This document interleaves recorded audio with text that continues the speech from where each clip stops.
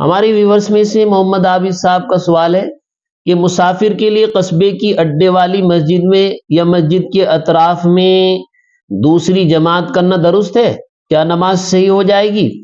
جواب یہ ہے کہ ایسی مسجدیں جو راستوں یا اڈوں پر ہیں اور ان میں کوئی امام مقرر نہیں ہے اور نہ لگے بندھے نمازی آتے ہیں، تو ایسی مسجدوں کے اندر دوسری جماعت کرنے میں کوئی حرج نہیں۔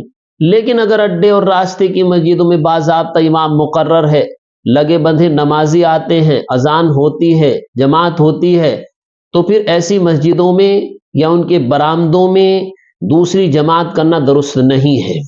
حوالہ فتاوی شامی۔ رسول اللہ صلی اللہ علیہ وسلم ایک مرتبہ دو فرقوں کے درمیان صلح کرانے کے بعد تشریف لائے۔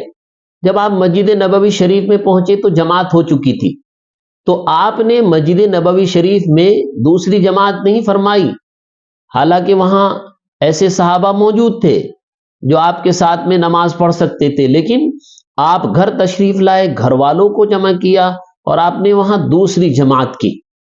اسی طریقے سے صحابہ کا بھی عمل نہیں ملتا ہے کہ انہوں نے دوسری جماعت مسجدوں کے اندر کی ہو، خاص طور سے خلفائے راشدین کا بھی عمل نہیں ملتا ہے۔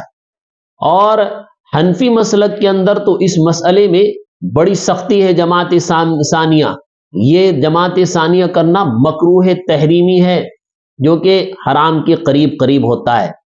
اصل میں جماعت ثانیہ میں حکمت یہ ہے کہ جب آدمی کو معلوم ہوگا کہ دوسری جماعت ہونی ہے تو پہلی جماعت کے اندر کمی ہو جائے گی، لوگوں میں سستی ہو جائے گی، لہذا پرہیز لازم ہے۔